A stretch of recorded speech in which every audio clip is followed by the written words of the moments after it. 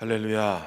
우리 주님의 귀한 은혜와 평강이 우리 성도들과 함께 하시기를 주의 이름으로 축원합니다. 하나님의 말씀, 그냥 바울이 전하는 그러한 설교를 특별히 하나님의 말씀으로 받았을 때 믿음의 역사가 일어나게 되죠. 특별히 주의 종들이 전하는 이 말씀이 인간의 말일 수도 있겠지만 하나님의 말씀으로 받아들이면, 그 말씀 속에 또 내게 주시는 말씀으로 받아들이게 되면 그게 은혜가 되는 거예요. 여러분, 말씀은 세 가지, 우리 개혁신학자들이 세 가지로 분류를 해요. 하나는 기록된 말씀, 바로 성경을 얘기하죠. 기록된 말씀.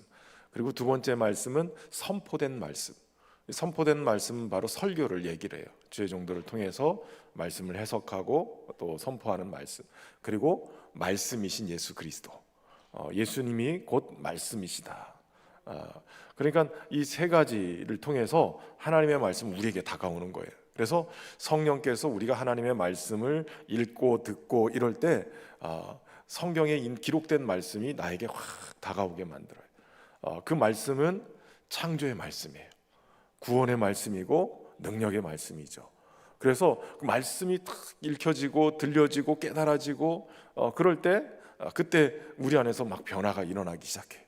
우리의 영혼이 막 꿈틀거리기 시작하고 사는 역사가 일어나죠. 또 선포된 말씀인 이 설교의 말씀을 듣다가도 깨닫는 은혜가 있는 거죠. 이게 나에게 주시는 말씀이구나. 이런 말씀이, 이런 깨달음이 있구나. 이게 나에게 주시는 말씀이 아니면 아무리 설교를 기가 막히게 해도 의미가 없어요. 그냥 스쳐 지나가는 거예요. 아무것도 남지 않아요.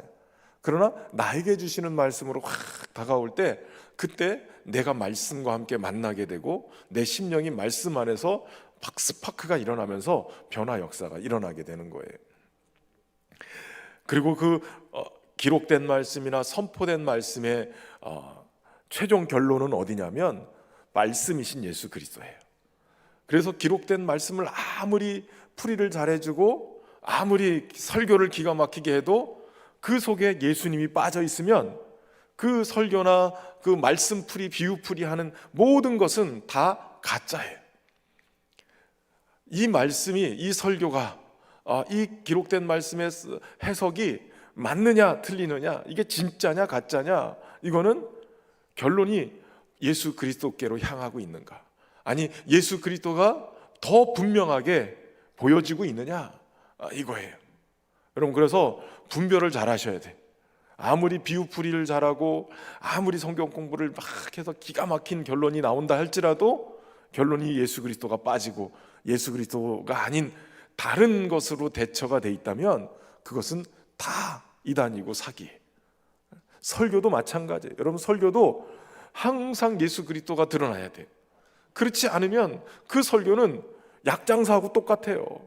막 배꼽을 잡고 아무리 웃어도 오늘 막 기가 막히게 재밌게 한 번도 안 졸았어. 그래도 예수님이 그 안에 없으면 그러면 그거는 설교가 아닌 거예요.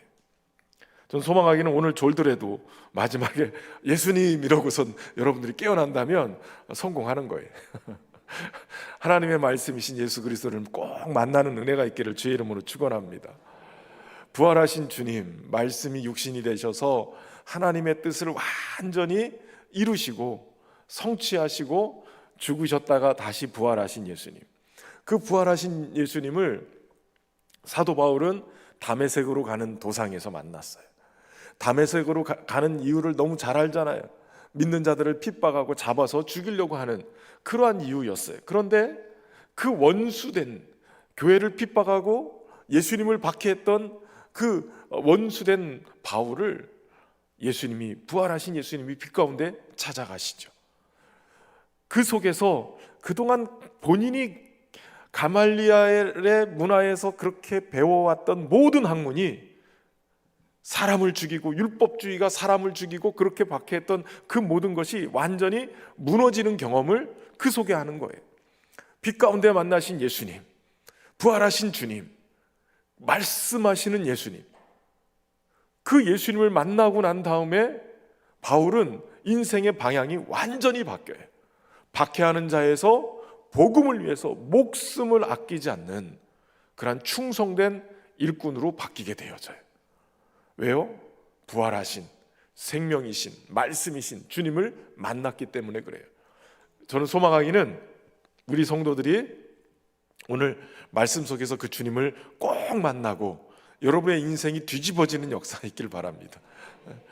예전에 부흥강사 목사님들이 뒤집어지는 은혜 자꾸 그래서 왜 맨날 이렇게 뒤집어지나 그랬는데 이대로는 안 되는 거예요. 뒤집어져야 되는 거예요.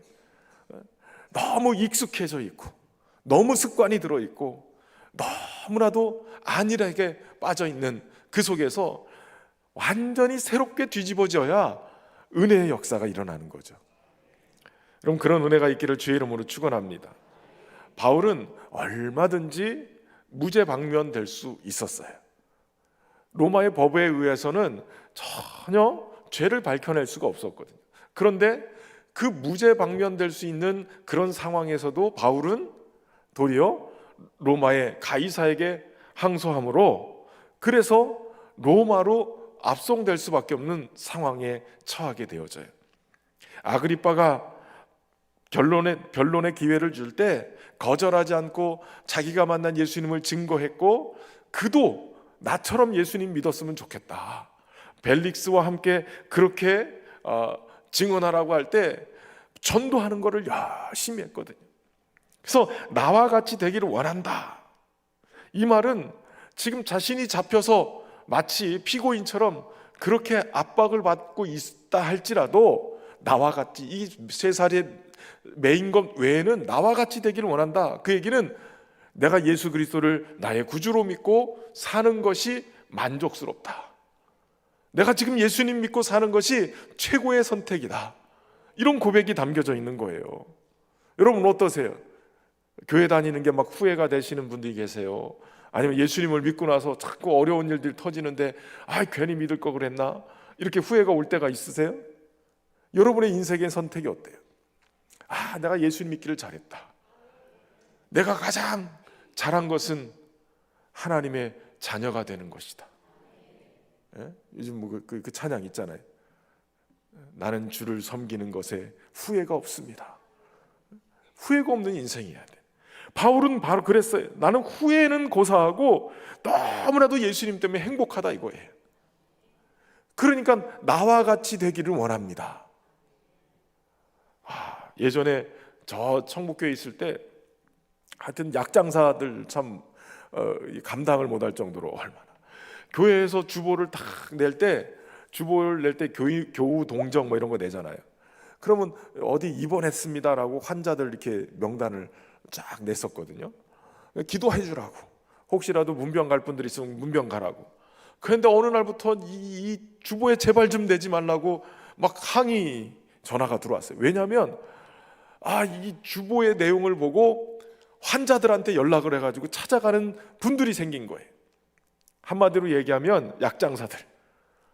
교회는 오래 다녔는데 정말 개떡같이 믿으면서 다녔던 분들이 계셨어요. 뭐 교회만 주일날 어쩌다 한 번씩 나오는 분들이에요. 근데 이분이 갑자기 뭐에 팍 꽂혀가지고 막 병원 신방을 다니기 시작하는 거예요.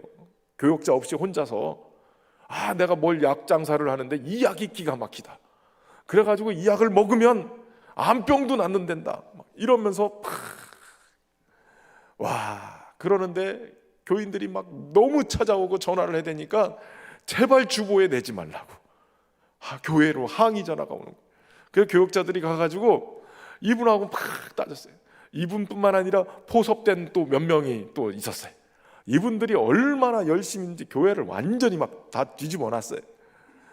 이걸 먹으면 다 낫는다는 거예요. 나는 사명을, 목사님도 복음 전하는데 사명을 느끼시지 않았냐고. 우리도 이것을 꼭 전해야 되는 사명을 느낀다고. 근데 그게 식약처의 허가도 안 받은, 그러니까 식약처에서는 그냥 여러분 우리가 그냥 먹는 밥과 같은 음식류예요. 그러니까 식약처에서 허가받은 건강식품 뭐 이래도 이게 인삼이나 뭐 이런 거는 약효가 탁 검증이 돼서 이건 그렇다라고 인정을 하는데 이거는 그것도 아닌 거예요. 그냥 일반 음식물하고 똑같은 거예요. 그렇게 좋으면 국가에서 탁 해서 의약품으로 이거 암병도 다 낫는다는데, 그런데 이게 또 오죽 비싸야죠. 이만한 한 통에 막 80만 원, 90만 원, 뭐 어떤 거 막 120만 원 막 이거를 몇 통을 먹냐면 한 돈 1,000만 원 이상을 먹어야 되는 거예요. 아니 그렇게 사명에 투철해서 이 약을 그렇게 귀한 것이라고 한다면, 원가는 뭐 무슨 동충하초인가 뭐 누에 갖다가 갈아가지고 만든 그런 약인데, 원가는 해봐야 몇천 원 안 되는 것 같아. 만 원이나 될까? 그런데 그거를 막 엄청나게 붙여서 이거는 꼭 먹어야 된다 판다는 거예요. 그래서 우리가 따졌죠. 복음은 공짜인데 당신들은 왜 이렇게 120만 원씩 받아가지고 팔아먹냐고. 그게 어떻게 사명이냐고. 그래가지고 그때 정말 애를 먹었는데, 근데 한 가지 배울 점은 있더라고요. 그거에 목숨을 걸고 팔아요. 그거를 목숨을 걸고 파는 거예요. 얼마나 신방 열심히 하는지 몰라요. 그냥 환자들 막 쫓아가지고.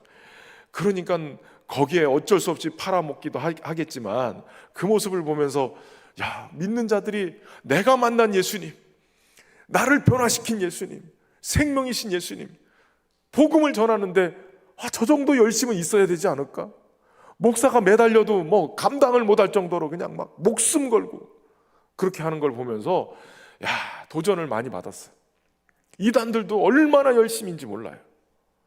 여러분, 예수님 때문에 행복하다면, 예수님 때문에 정말 내 인생이 변했다면 그 예수님 전하고 싶지 않겠어요? 맛집만 가서 맛있는 것만 먹어도 그 집 괜찮아, 분위기도 좋고 정말 맛있어, 가성비 대박이야, 거제 맛집은 별로 없는 것 같은데 이런 맛집도 있어, 이러고선 막 전할 거 아니에요. 바울이 그 주님을 만났다고요.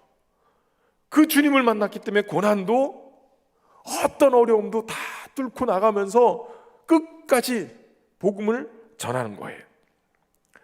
여러분, 바울이 만난 주님은 죽은 주님이 아니에요. 죽어 계시는 하나님이 아니에요. 죽으셨다 부활하신 주님이세요. 여러분, 부활하셨다는 얘기는 지금도 살아계시다는 얘기예요. 지금도 살아계셔서 우리 가운데 역사하시는 하나님이세요.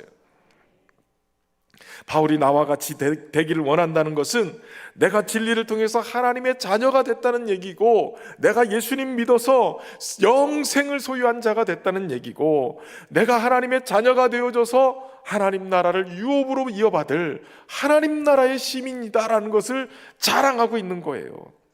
내가 복음으로 살아보니 정말 복복자, 복된 소식이라는 것을 알겠더라는 거예요. 여러분, 기가 막힌 얘기잖아요. 나에게 기쁜 소식, 좋은 소식은 가만히 있지를 못해요. 막 전하고 싶은 거죠. 그렇게 되기를 주의 이름으로 축원합니다. 그렇게 되려면 전하는 거에 자꾸 부담 갖지 말고 내가 주님을 누려야 돼요. 부활하신 주님 누리셔야 돼요. 어려움이 생기고 문제가 생기고 그럴 때 김동호 목사님이 그런 표현 쓰시더라고요. 하나님은 뒀다 뭐해? 하나님을 누려야죠. 우리 주님을, 부활하신 주님을 누려야 돼요. 그 주님을 내가 경험하고 살아야 돼요.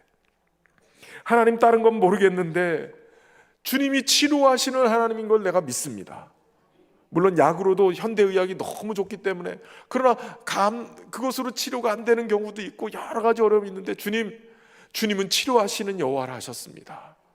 예수님이 채찍 맞으시고 고난당하신 것은 우리를 낫게 하기 위해서라고 말씀하셨사오니 주님 그 치료의 손을 나에게 얹어주십시오. 제가 가슴에 손을 얹고 기도했거든요. 각혈하던 이 폐가 주님의 만지심으로 치료가 됐어요. 물론 약 먹어서 치료될 수 있었어요. 그러나 하나님, 제가 주의 종이 되는데 적어도 목사가 가서 설교를 할 때 하나님이 우리를 치료하시는 분입니다라는 이 설교를 하려면 제가 그거 경험해야 되지 않겠어요? 주님, 안수해 주세요. 치료의 광선을 발해 주셔서 이 안에 있는 이 결핵균이 그냥 다 타버리게 해주시고, 주님 치료하시는 하나님 간증하게 해주십시오. 정말 그 기도에 응답을 주셨어요. 물론 하나님의 뜻 안에서 치료를 안 하시고 또 불러가시기도 해요. 그러나 주님이 약속하신 그 은혜의 약속들이 있기 때문에 믿음으로 붙드는 것들이 필요한 거예요. 내가 주님 경험하기를 원합니다. 이런 약속들이 있었으니 하나님 이런 기적을, 이런 치료를 하셨사오니 나를 치료해 주시고 우리 가정을 붙잡아 주시고 하나님 인도해 주옵소서. 붙들어야죠. 여러분, 사도 바울은 그런 고백을 하고 그렇게 복음을 전했단 말이죠. 오늘 본문은 이제 지루했던 그 법정에서 간증하고 했던 그런 것들을 끝내고 이제 드디어 사도 바울이 로마로 압송되는 과정을 그려주고 있어요. 그런데 오늘 본문을 보면 사도 바울의 이야기를 지금 누가가 기록하는데 뭐라고 표현하냐면 우리가 이렇게 표현하고 있어요. 우리가. 바울이 뭐 이렇게 표현하지 않고 우리가, 이 말은 우리라는 말이 그 안에 표현이 되어 있잖아요. 여긴 세 번째 지금 우리라는 부분으로 등장해요. 앞에서 21장 18절에 우리라고 표현하고 있어요. 누가와 동행한 바울이 그때 우리가 예루살렘에 도착했다. 그리고 바울이 두옥돼서 2년 동안 가이사랴 지역에 있었어요. 그리고 이 누가는 또 다시 이 데살로니가에서 예루살렘까지 이 아리스다고와 함께 이렇게 움직이면서 이 우리라는 그 안에 이 사람들이 들어있는 것을 보게 되어져요. 그리고 이 21절 17절 18절 거기에 2년 동안 바울과 동행했던 누가의 기록들이 계속 남아있어요. 그러니까 바울만 계속 혼자 있었던 게 아니라 우리가 같이 있었단 말이에요. 누가도 있었고 아리스다고도 있었고 여러 믿음의 지체들이 같이 있었어요. 지금 로마로 압송되는 이 과정에 바울은 혼자 가지 않았어요. 우리와 함께 갔어요. 누가가 얘기하는 그 우리 속에 함께 가고 있었죠. 홀로 가지 않냐고 같이 가게 만들었어요. 여러분, 우리의 신앙생활은 홀로 가지 않고 같이 가게 교회로 묶어주셨어요. 여러분, 그렇기 때문에 우리는 굉장히 중요한 귀한 존재들이에요. 그리스도의 몸으로 우리를 묶어주셨어요. 하나님의 가족으로 우리를 묶어주셨어요. 이 우리가 그래서 굉장히 중요해요. 우리로 같이 있어야죠. 오늘 홀로 계시지 마시고 되도록이면 이렇게 짝을 져서 같이 계시면 좋을 것 같아요. 같이 이렇게 손잡고. 물론 시어머니하고 며느리와의 관계가 있고 딸과 어머니와의 관계가 있죠. 그 친밀도가 어디가 더 친밀해? 친정엄마와 딸이 관계죠. 가끔 가다가 시어머니가 뭐 딸 같은 며느리가 왔다고 얘기하고 뭐 친정엄마 같은 시어머니라고 얘기하는데 순 거짓말이에요. 그죠? 그럴 리가 없어요. 그럴 리가 없어요. 한 번은 유튜브를 보다 보니까 그 한 여자분이 시댁에 갔어요. 맨날 시어머니가 아우 우리 딸 같은 며느리 왔네 이래가지고 몰래 카메라를 했어요. 정말 딸처럼 며느리가 행동을 해보겠다고 하고 시어머니한테 딱 간 거예요. 시어머니한테 인사하고 이 며느리가 어떻게 했냐면 소파에 가서 덜썩 누웠어요. 그러면서 엄마 아유 피곤해 오늘하고 힘들었어. 엄마 물 한 잔만 갖다 줘. 그 시어머니가 갑자기 놀래가지고 토끼 눈을 하고 그 며느리를 쳐다보면서 이게 미쳤나. 아무리 딸 같아도 며느리는 며느리더라고요. 아무리 친정엄마 같아도 시어머니는 시어머니인 거예요. 그럴 리가 없어요. 그럴 리가. 그런데 여러분 가만히 생각해보면 우리를 주님의 가족으로 묶어주셨잖아요. 사실은 가깝고도 멀고 멀면서도 가까운 관계가 교회예요. 우리가 형제 자매라고 아무리 하고 뭐 형제님 자매님 이렇게 하는데 진짜 친한 식구들끼리는 뭐 형제요 자매요 이렇게 불러요? 누구야 이렇게 부르죠? 제가 지금 행복회 마을을 지금 이번에 맡아가지고 요즘 우리 사랑방 이렇게 돌아가면서 신방을 하고 있는데 우리 행복회 마을을 왜 맡았냐면 행복회 마을은 우리 교회 거의 오리지널 멤버들이 많이 계신 분들이에요. 그러니까 한마디로 오래된 분들이 많으신 데가 행복회 마을이에요. 그래가지고 이분들이 또 이렇게 교역자가 없어서 되게 섭섭해할까봐 그래도 담임 목사가 거기 맡았다 이렇게, 그리고 또 눈치 봐가지고는 좀 오래 되신 분들이기 때문에 대충 이렇게 설렁설렁해도 그냥 오래 묵었기 때문에 잘 안 떠날 것 같아서 새신자들은 잘못 관리하면 금방금방 떠나거든요. 근데 오래 묵어서 좋은 게 하나 있어요. 보니까 다 언니 동생으로 통해요. 뭐 70대 80대 다 언니 동생으로 취하는 거예요. 아무개야 이게 진짜 친해져 있는 거예요. 그 단점은 너무 친하면 새신자가 들어와서 자기들끼리 친하니까 접근하기가 되게 주저주저한 게 단점이에요. 여전돼도 너무 친하면 그게 또 단점이더라고요. 그러니까 친하려면 다 친해져야 돼. 너무 친한데 우리끼리만 친하면 안 되고 새 가족들도 왔을 때 친해질 수 있도록. 그래서 정말 형제 자매, 형제님 자매님 오글거리게 그런 거 하지 말고 진짜 가족처럼 그렇게 지내야 된다는 거예요. 우리 속에 하나님은 묶어두셨어요. 여러분, 예수님도 12제자를 이렇게 세우잖아요. 그런데 예수님이 12제자를 세울 때 조건이 있어서 왜 세웠느냐? 자기와 함께하게 하기 위해서, 그리고 전도도 하며 병도 고치게 하기 위해서. 사명은 나중 문제. 주님이 12제자를 뽑은 제일 첫 번째 목적은 자신과 함께하게 하기 위해서예요. 예수님도 혼자 계셨을 때 외로우셨어요. 그리고 요즘 요한복음 우리가 새벽기도 때 이제 내일 말씀이 끄는 새벽기도 마지막 요한복음 이제 마지막 장을 우리가 보게 되는데, 요한복음을 보면 계속해서 예수님의 대적자들이 등장해요. 계속해서 끊임없이 예수님을 미워하고 예수님을 어떻게든 잡아 죽이려고 하는 그런 사사건건 문제를 삼는 그런 사람들이 있어요. 그때 예수님 어떻게 했어요? 인간의 몸을 입고 이 땅에 오신 예수님의 마음도 상하고 지치고 힘든 거예요. 물론 열심히 가서 기도도 해요. 하나님 앞에 부르짖기도 해요. 그런데 예수님이 자기와 함께하게 하기 위해서 12제자를 삼는 것은 인간의 외로움, 이것 의지할 수 있는 부분도 분명히 있기 때문에 그런 거예요.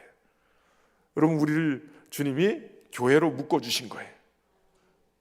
혼자 있어서 외롭고 힘들게 하지 않고 같이 더불어서 힘내서 갈 수 있도록 교회로 묶어주신 거예요. 오늘 그렇게 여러분 함께 하시기 바랍니다. 옆사람, 뒷사람, 앞사람 손 한번 잡아주고 함께여서 좋습니다 이렇게 한번 얘기하세요. 함께여서 좋습니다. 예. 예. 찬양 한 곡 합시다. 예. 내 마음을 가득 채운. 예.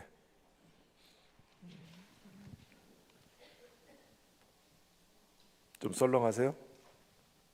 안 썰렁해요? 예. 반팔 입고 있는데.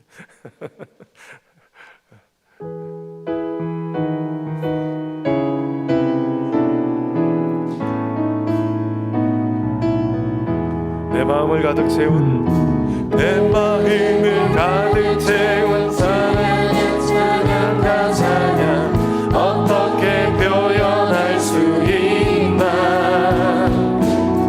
수많은 찬양들로 내 마음 표현할 수 없어 다시 고백합니다.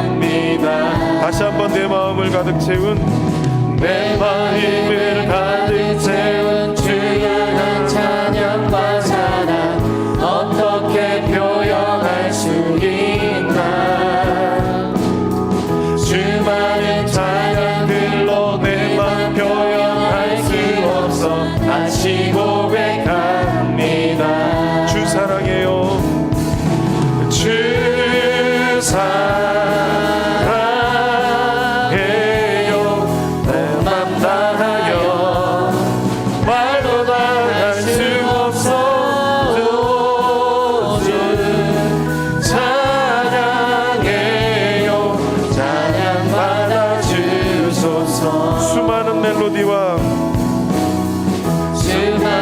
멜로디와 찬양들을 드렸지만 다시 고백하기 원하네. 주님은 나의 사랑, 삶의 중심 되시오니 주를 찬양합니다. 주 사랑해요. 주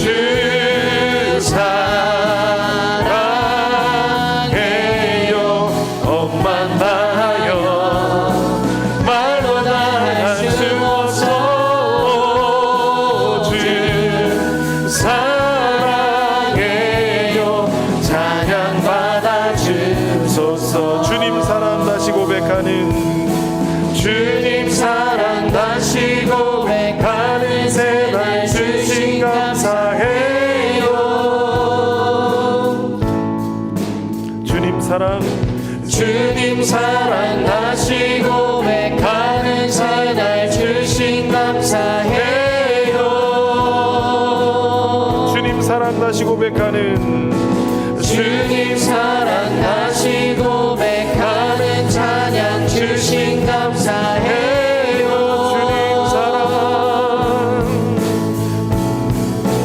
주님 사랑하시 고백하는 찬양 주신 감사해요. 주 사랑해요. 주 사랑해요. 너만 다하여 말로 다 할 수 없어. 오, 주 사랑해요. 찬양 받아 주소서. 아멘. 이게 함께 있으니까 얼마나 좋아요. 예. 같이 있으니까 너무 힘이 되고 막 은혜가 되는 거예요. 예. 홀로 있지 아니하고 우리가 온갖 1년에 한두 번씩 우리가 이웃교회와 함께하는 예배를 드리러 가잖아요. 마지막 주, 5주 있는 마지막 주에 마을별로 교회를 선정해 가지고 거기 가서 오후 예배를 드린단 말이에요. 그러면 정말 참 감동스러운 거는 뭐냐면 우리 목사님들이 그 교회 목사님들이 설교를 꼭 하게 해요. 우리 교회에서 온다 그러면 우리 교회 목사님 보고 설교하라고 그러는데 절대로 안 하고 그 교회 목사님이 설교하고 그리고 우리 가는 팀들은 그 교회 목사님 설교 사례비 일부러 그리고 선물 이런 거 준비하라고. 저희 가정도요 꼭 갈 때마다 목사님 가정 선물을 따로 저희도 준비를 꼭 해요. 헌금 따로, 목사님 가정에 목사님 따로, 사모님 따로, 뭐 건강식품이 됐든 뭐가 됐든 저희도 꼭 준비해서 가거든요. 일부러 저희 아이들도 데려가면 아이들 보라고 일부러 보는 자리에서 이렇게 준비해서 해요. 그런데 그렇게 가면 그 목사님들이 우리 성도들이 잔뜩 앉아 있잖아요. 꽉 채워가지고 막 애들까지도 북적북적하고 막 맨날 할머니 3-4명 앉혀놓고 오후 예배 드리다가 한 5-60명씩 가가지고 꽉꽉 채워서 예배를 드리면 이 목사님들이 갑자기 막 부흥 강사가 돼요. 제가 한 번씩 가서 들으면 와, 저 설교는 나보다 더 잘한다. 하여튼 우리 거제에 저렇게 설교 잘하는 목사님들이 계실까 싶을 정도로 너무 잘하세요. 그런데 끝나고 나서 나중에 이렇게 얘기를 하면 목사님들이 신이 나는 거예요. 여러분 빈자리보다 꽉 채워있는 성도들이 있으면요 목사도 신나요. 설교가 막 재밌어요. 거기다 아멘까지 막 잘해봐요. 아멘도 막 맞장구 잘 쳐주면 설교가 막 날라다닌다니까요. 날라다녀. 그런데도 아멘을 못해. 난 희한하네. 충청도보다 더 늦어. 이 경상도인데 이상하게 충청도보다 더 늦어요. 내가 충청도 사람이니까 하는데 왜 이상하게 이렇게 반응이 늦지? 집에 가서 아멘 할 거예요? 충청도에 가서 목사님들이 막 부흥강사 목사님들이 힘들대요 하면은 막 웃긴 얘기를 아무리 해도 안 웃는데요. 집에 가서 웃는데 집에 가서. 우리는 아멘을 암만 하라고 해도 집에 가서 아멘 하나 봐 이제. 그런데 그 목사님들이 한결같이 하는 얘기가 뭐냐면 사모님들이 한 번은 사모님이 우시더라고요. 하나님이 우리를 잊으신 줄 알았대. 우리를 이 시골에 처박아 놓고 이렇게 조금씩밖에 없는 성도들 놓고 몇십 년을 목회하게 하시는데 하나님이 우리 잊어버리신 것 같이 느꼈는데 신현교회 성도들이 가서 함께 예배를 드리니까 하나님이 내가 너 기억하고 있어. 너희 내가 알고 있어. 이렇게 말씀하시는 것처럼 느껴졌다는 거예요. 그게 사모님이 펑펑 울더라고요. 그런데 은퇴하시더니 우리 교회를 나오셔. 은퇴하시고 얼마나 감사한지. 여러분 우리 함께 하고 있어. 하나님이 우리를 통해서 하나님이 함께 하시는 것을 알게 만드신다고. 이 굉장히 중요한 거예요. 우리를 통해서 이 동행하는 그들을 통해서 바울은 힘을 얻고 그 어려운 고난의 길들을 함께 할 수 있었어요. 물론 주님도 함께 하시죠. 근데 주님과 함께 주님의 사람이 같이 있을 때 이것이 시너지 효과를 내게 되는 거예요. 목사도 외로워요. 아세요? 목사도 상처받고요. 우리 성도들이 많이 와 있는 것 같지만 새 신자들 왔다가 잘 적응 못해서 떠난다든지, 아니면 한 2, 3년 돼서 이분들 잘 정착해서 이제는 우리 교인이구나 라고 느껴질 때 어떤 일 때문에, 어떤 상황 때문에 자꾸 떠나면 아무리 1,000명, 2,000명 있어도 목사도 그게 마음이 너무 아파요. 아실란가 모르겠어요. 한 사람 한 사람 우리 가족이니까, 하나님이 나에게 맡기신 영혼이기 때문에 그 사람 계속 가슴에 남아 있어요. 교회 안에서 잘 적응 못해서 떠나는 분들도 계시고, 그럴 때는 더 마음이 아프죠. 이분이 도대체 뭐 때문에 그랬까? 뭐가 또 저분한테 마음에 시험이 들었을까? 그걸 못 돌본 거에 대한 아픔도 내 안에 막 있어요. 가끔 가다가는 악수 이렇게 하다가 저 못 보고 그냥 가시는 분이 있어요. 그러면 저도 또, 아니 목사가 인사 안 한다고 그렇게 상처를 받는다고 그러시더니 목사가 인사해도 안 받아주시고 가는 분들은 또 뭐예요? 그런 게 있어요. 목사도 사람이니까 그런 거예요. 여러분, 그런데 그러기 때문에 바울도 함께하는 거예요. 뭐 선교사님들도 마찬가지죠. 선교사님들도 한 번씩 이렇게 우리 성도들이 기억해주고, 코로나 기간 동안에 특별히 우리 교회 뭐 모임도 같이 못했지만 이렇게 선교사님들도 막 움직이지를 못했어요. 코로나 기간 동안에 완전히 그냥 그 사역도 못하고 다 갇혀 지내고 막 그러는데도, 그럼에도 불구하고 이제 딱 완전히 이렇게 갇혀 지내지 않는 나라 같은데, 넓은 나라 뭐 이런 데는 선교사님들이 식료품들로 가지고 막 마을들 찾아가고 막 이런 분들이 계셨거든요. 그리고 또 본인이 또 코로나 걸려서 막 아파서 죽을 고비를 넘기고 뭐. 근데 우리 성도들 중에 그런 분들을 생각해 가지고 이렇게 선교비를 이렇게 보내오신 분들이 계셨어요.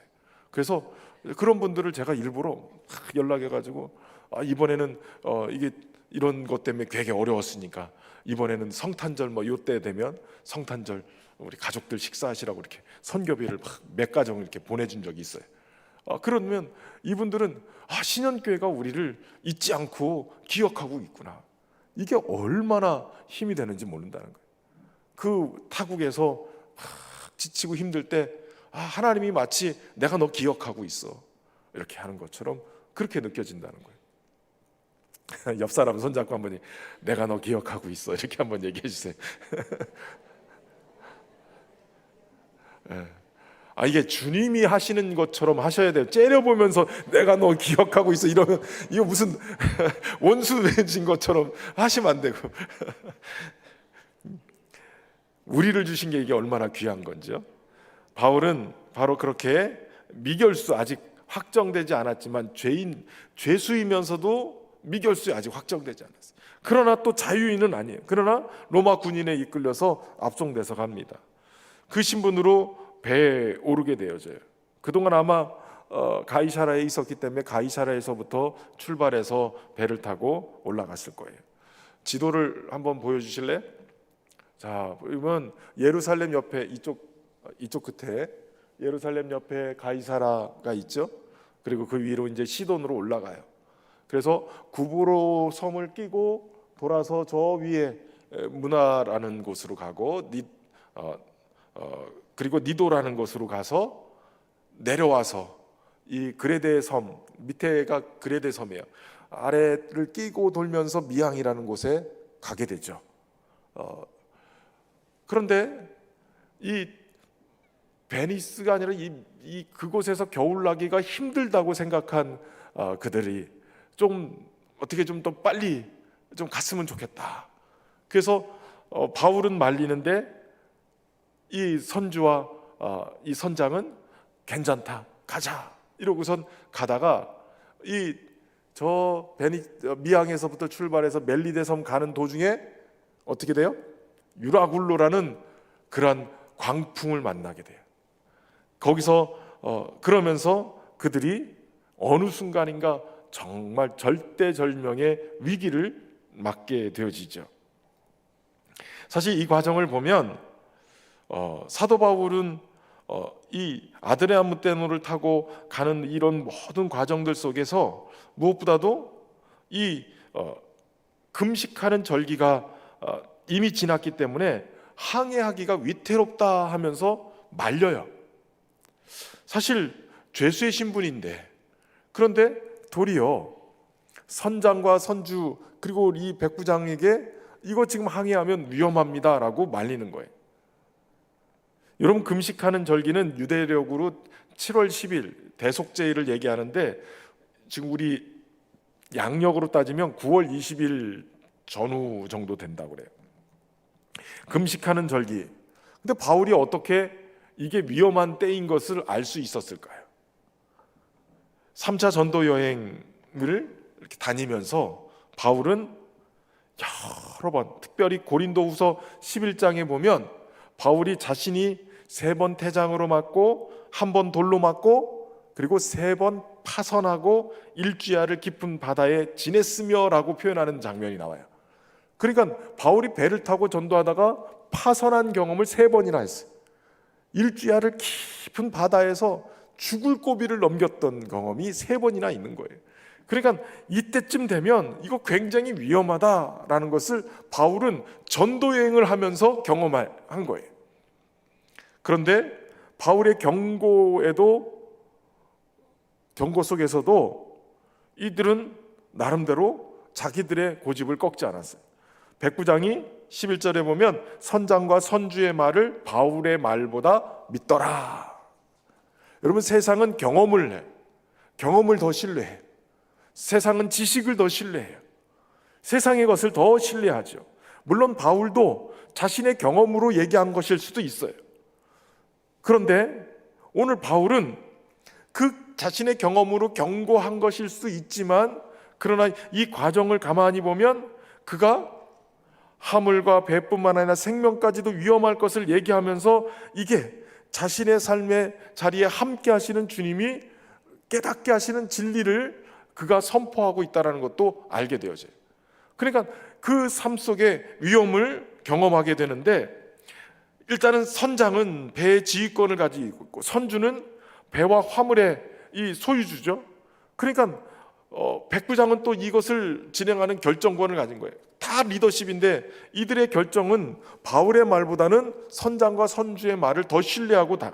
근데 여러분 가만히 생각해 보면 선장과 선주의 이 이야기는 일반적으로 타산적인 욕망을 가지고 있는 걸 알게 돼요.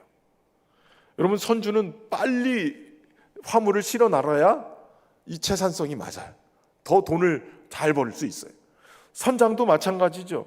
이익을 위해서 빨리 가야 돼요. 이번에 호르무즈 해역 여기에 지금 계속 다 갇혀가지고 움직이지를 못하잖아요. 지금 막 빠져나오는 과정이 얼마나 빨리 빠져나오느냐가 더 중요하잖아요. 우리나라 선주 중에 한 분이 또 그냥 잔뜩 배를 사가지고 아주 대박난 분이 한 분 계시더만요. 그냥 전 세계에 있는 유조선을 막 싹쓸이 해가지고 탁 사놨는데 그 호르무즈 사건이 딱 터지면서 그 안에 기름을 잔뜩 들고 하루하루 이 화물 운송비가 어마어마하게 올라가지고 순식간에 엄청나게 돈을 번 분이 계세요. 이분은 또 그냥 그렇더라고요. 그런데 마찬가지에 여러분, 선주는 어떻게든 간에 화물이 빨리 도착해야 채산성이 맞아요. 그러니까 위험하다고 얘기해도 자신의 이 내용을 가지고 그 욕망을 가지고 그리고 이것을 이익을 우선으로 하면서 이걸 진행시키다 보니 결국 문제가 생긴 거예요. 그리고 또 재밌는 것은 12절에 보면 그 항구가 겨울을 지내기에 불편하기 때문에 베닉스에 가서 겨울을 지내자 하는 자가 많았다는 거예요. 그러니까 미항에서 베니스 쪽으로 올라가야 되는데 이 베니스 쪽으로 가면 거기가 지금 이 도시보다는 좀 더 좋았던 것 같아요. 겨울 나기에도 거기가 좋은 것 같다. 그러니까 이 불편함을 어떻게든 해소하기 위해서 결국은 떠나게 됐는데 문제는 남풍이 불었다는 거예요. 순한 남풍이 불어서 그들은 그들의 뜻이 이룬 것으로 알았다는 거예요. 야, 바울이 경고했지만 우리가 지금 진행한 것이 맞았나 봐. 진작에 떠나기를 잘했지. 이랬다는 거예요. 여러분, 재밌는 거는 성경은 요나가 주님의 말씀을 거역하고 도망갈 때 성경은 뭐라고 되냐면 마침 배가 있었다는 거예요. 도망가려고 그러면 마침 있는 거예요. 마침. 하나님의 말씀을 어기려고 그러면, 죄 지으려고 그러면 마침 이게 있어요. 마침. 잘 되는 줄 알아요. 악인도 죄를 짓고 뭔가를 막 하려고 해도 잘 풀리는 것처럼 느껴져요. 그러나 결국은 악인은 죄인의 길이 아니죠. 의인의 회중에 들지 못하네요.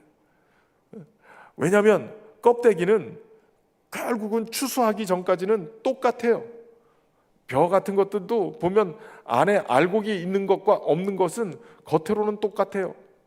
타작을 하고 바람에 확 날려보면 알곡은 모아들여지고 쭉정이는 바람에 날아가게 돼 있는 거예요.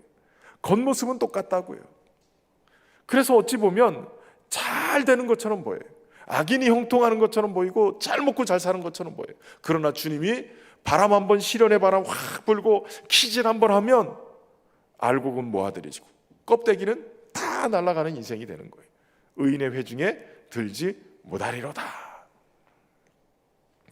여호와께서 인정하는 삶, 하나님의 뜻에 순종하는 삶을 살 때 말씀 안에서 열매를 맺을 때 그것이 주님의 은혜 안에서 알곡되는 역사가 있을 줄로 믿습니다. 그런데 얼마 안 돼서 섬 가운데로 유라굴로라는 광풍이 크게 일어났어요.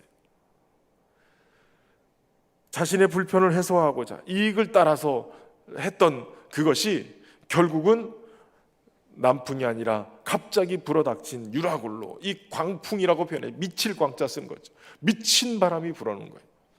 속절없이 제어 불능의 상태에 빠지게 됩니다. 도저히 이 전기 그 엔진으로 막 프로펠러를 돌려서 하는 동력 배가 아니라 당시에는 바람에 의해서 움직이는 그러한 배이기 때문에 이 돛을 딱 피고 있어야 되는데 광풍이 불어대니까 이 돛에 달려 있는 이 바람, 이 천 때문에 결국은 이 바람에 배가 확 도리어 이렇게 휘저어요.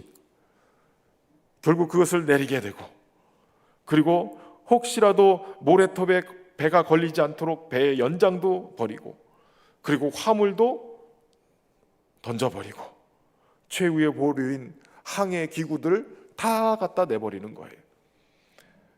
세상의 지혜로 따라갔고 선택했던 그것이 결국은 그것을 지키고 그것에 더 많은 이익을 남기려고 하다가 모든 걸 다 내려놓게 돼요.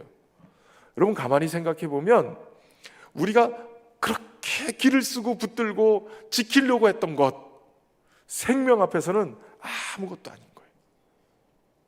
생명의 위기가 탁 찾아오면 진짜 나의 인생에 있어서 중요한 것이 무엇인지를 알게 되는 거예요. 여러분 정말 중요한 소중한 가치가 무엇인지를 발견하고 그거를 붙드는 은혜가 있길 바랍니다. 자, 가만히 보면 막 너무도 소중하지 않은 것에 시간을 들이고 관심을 들이고 애를 쓰고 어느 순간인가 여러분 건강 문제 생기니까 다른 거 다 올스톱이 되던데요. 모든 계획들이 다 올스톱이 되더라고요. 생명이 가장 중요한 거예요. 이 항해의 실패가 뭐의 원인이에요? 너무나도 전문 지식에 의존하고 있어요. 이익만을 추구하는 자들에게 운명을 맡겼어요. 하나님의 종인 바울의 말을 무시했기 때문에 이 어려움들이 찾아온 거예요.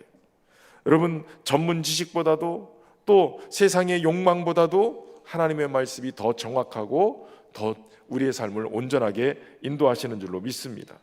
그렇게 붙들고 있던 거 다 내려놓고 버리게 돼요. 사실은 20절에 보면 여러 날 동안 해도 별도 보이지 않았다. 선원들은 해도 보이든지 별이 보이든지 뭐가 보여야 방향을 잡게 되어져요. 그런데 그것도 안 보였다 그러면 어디로 가야 될지 방향도 모른다는 거예요. 풍랑은 그대로 있고 구원의 여망이 끊어지는 그런 상태가 된 거예요. 하나님을 인정하지 않는 세상의 지혜는 그것을 신뢰하는 것은 구원의 소망이 없어요. 당연하게 여기던 것도 가만히 돌아보면 다 하나님의 은혜인 거죠. 오직 주님만이 우리의 소망이고 길이고 목표이고 방향인 줄로 믿으시길 바랍니다. 우리의 영혼의 눈을 떠서 주님을 바라볼 수 있기를 주의 이름으로 축원합니다. 그런데 여러분, 그 배에서 어찌 보면 신분적으로는 제일 낮은 신분이 누구냐? 바울이에요. 로마의 군인들도 있고 뭐 선원들도 있고 다 있지만 죄수의 몸으로, 아직 미결수이긴 하지만 그러나 죄수의 몸으로 가고 있는 이 피고인의 신분, 바울이 가장 낮은 신분이에요. 그런데 모두가 며칠 동안 먹지도 못하고 마시지도 못하고 좌절과 죽음의 공포 속에 덜덜 떨고 있는 그 순간에 바울이 일어나게 되죠. 어찌 보면 그 배의 진정한 선장처럼 당당하게 일어나서 얘기를 해요. 내가 진작에 말한 말을 듣고 그레데를 떠나지 않았으면 이 타격과 손상을 입지 않았지 않겠느냐. 그러나 내가 이제 너희를 권하노니 이제는 안심하라. 너희 중 아무도 생명에는 아무런 손상이 없겠고 오직 배뿐이다. 이러면서 얘기하죠. 그리고 23절에 이어서 나야에 속한 바 곧 나를 섬기는 하나님의 사자가 어젯밤에 내 곁에 서서 이런 얘기를 해줬다는 거예요. 바울아, 두려워하지 말라. 내가 가이사의 앞에 서야 되겠고 또 하나님께서 너와 함께 항해하는 자를 다 내게 주셨다 하였으니 그러므로 여러분이여 안심하라. 나는 내게 말씀하신 그대로 되리라고 하나님을 믿노라. 갑자기 확 바뀌었어요. 백부장도 신뢰하지 않았던 선장과 선주의 말을 더 신뢰하고 이 일을 진행했는데 이 위기가 찾아오니까 어떤 사람이 탁 등장하냐면 믿음 있는 사람, 하나님의 사람이 탁, 한마디로 영권을 쥐고 있는 사람이 탁 등장하는 거예요. 신분적으로는 제일 밑바닥인 것 같은데 하나님과 소통하고 있는 자, 하나님의 사자를 통해서 하나님의 말씀을 듣는 자가 권세 있는 자가 되는 거예요. 여러분, 아무리 초등학교도 못 나오고 못 배우고 그랬던 분들이라 할지라도 할머니 권사님, 할아버지 장로님 이런 분들은 영적인 권세가 있어요. 기도하면 얼마나 대단한지. 박사, 석사, 뭐 교수하는 사람들도 와가지고 할머니 기도해 주세요. 무릎 꿇고 기도 받아요. 그게 영적인 권세가 있는 거거든요. 여러분, 누가 권세가 있느냐면 기도하는 자가 권세가 있어요. 하나님의 음성을 듣고 하나님과 더 친밀한 자가 권세 있는 자예요. 사도 바울은 지금 이제는 안심해라. 너희 중 아무도 생명에 아무 손상이 없겠고 오직 배뿐이다. 이러면서 그들을 안심시키는 거예요. 진정한 리더십은 여기서 나타나게 되죠. 저도 계속 기도하는 것 중에 하나가 이제 목회를 하다 보니까 이게 사실은 어떻게 보면 다들 막 이렇게 하시는데 앞에 맨 앞에 서 있는 교회 대표자라는 게 이게 되게 무서운 거거든요. 이게 조금만 방향키를 잘못 잡고 조금만 지시를 잘못하면 이 선장들처럼 유라굴로를 만나는 그곳으로 광풍이 끄는 곳으로 갈 수도 있고 지혜롭게 잘 인도하면 평안하게 든든히 서가는 교회를 만들 수도 있고 그래서 사실은 엄청난 부담감이 있어요, 목회자. 그런데 정말 중요한 거는 그 하나님이 주시는 말씀과 그 안에서 불안하지 않고 평안하게 말씀 안에서 이끌어가는 리더십이 있어야 된다는 거예요. 그 리더십 누가 주시느냐? 말씀을 들을 때 주시는 거예요. 하나님의 사자가 말씀하시는 거죠. 네가 가이사 앞에 서야 되겠다. 그리고 하나님께서 너와 함께한 자를 너에게 붙여 주셨다. 이 굉장히 중요한 거죠. 여러분, 하나님은 우리의 인생에 위협할 때마다 하나님의 사자를 보내주시는 분이세요. 바울에게 천사를 보내셔서 격려하시기도 하고 구출해 주시기도 하고 때로는 빌립보 감옥에 막 갇혀서 그럴 때도 막 그냥 옥토를 막 움직여가지고 착고를 풀어내시기도 하시고 하나님은 어느 곳이든지 바울과 함께 하시고 바울과 함께 하시는 것을 보여주시는 분이셨어요. 그리고 말씀하시는 분이셨단 말이죠. 그럼 그 주님을 경험할 수 있기를 주의 이름으로 축원합니다. 더 나아가서는 네가 가이사 앞에 서야 하겠고라고 말씀하시잖아요. 두려움 속에 떨 수밖에 없는 그 환경 속에서 바울에게 하나님은 비전을 주시는 거예요. 어떻게 보면 로마 선교에 대한 기대를 가질 수도 있는 거예요. 야, 하나님이 이렇게까지 나와 함께 하시고 배가 파선하는 과정에도 하나님이 이렇게 역사하신다고? 그 일이 뭐예요? 로마에 가야 되겠다는 거예요. 가이사 앞에 너를 세우겠다는 거예요. 아, 하나님이 나를 통해서 뭐를 하시려고 이렇게까지 하시나? 기대가 안 되게? 여러분, 기대가 되겠죠? 바울은 그 속에서도 기대를 하게 되는 거예요. 여러분, 하나님이 우리에게 함께 하시면 소원함이 생겨요. 우리 성도들에게 그런 소원함이 함께 있기를 주의 이름으로 축원합니다. 막 기대가 막 되는. 그리고 바울에게 두려워하지 말라 하신 그 말을 듣고 바울은 가서 여러분이여 안심하라 이렇게 얘기해요. 내 안에 두려움이 주님 만나서 해결이 되면 우리가 해야 되는 누군가 두려워하고 있는 그들에게 안심하라, 평안하라 이렇게 얘기할 수 있는 자가 되어야 한다는 거예요. 두려워하지 말라, 생명이 보존되리라, 그러니 안심하라. 이게 하나님 사람들이 뱉어야 될 말인 거예요. 반대로 막 두려워하는 얘기, 막 겁내게 만드는 얘기를 한다든지, 막 생명의 보존이 아니라 뭔가 막 걱정하고 염려하게 끼치는 말들을 한다든지, 안심하는 이야기가 아니라 도리어 막 기운 빠지는 얘기를 한다든지. 여러분, 어떤 얘기를 우리의 입에 담고 살아요? 바울처럼 두려워하지 말라, 생명이 보존되리라, 안심하라, 이런 말들을 해야 된다는 거예요.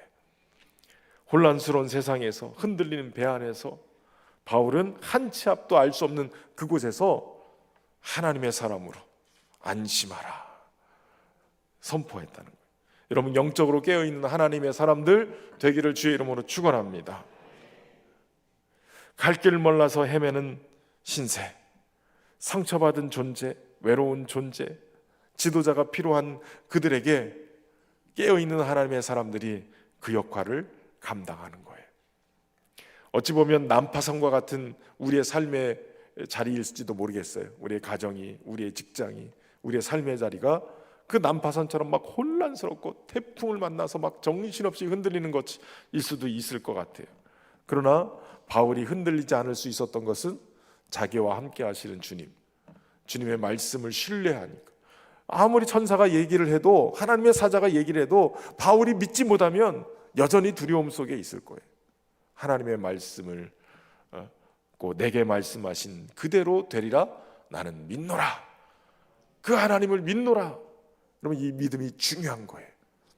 말씀을 붙드는 믿음, 말씀이 그대로 되리라는 믿음, 그 믿음이 있어야 승리자가 될 줄로 믿습니다. 여러분은 여러분의 인생에 하나님을 어떤 분으로 모시고 계세요? 가만히 보면 바울이 선장 노릇하는 것 같지만 사실 이 난파선의 진정한 선장은 누구시냐면 하나님이신 거예요. 바울에게 말씀하시고 가장 훌륭한 지도자는 하나님이신 거죠. 그 하나님을 신뢰하고 저와 여러분이 주님을 따르는 은혜가 있기를 주의 이름으로 축원합니다.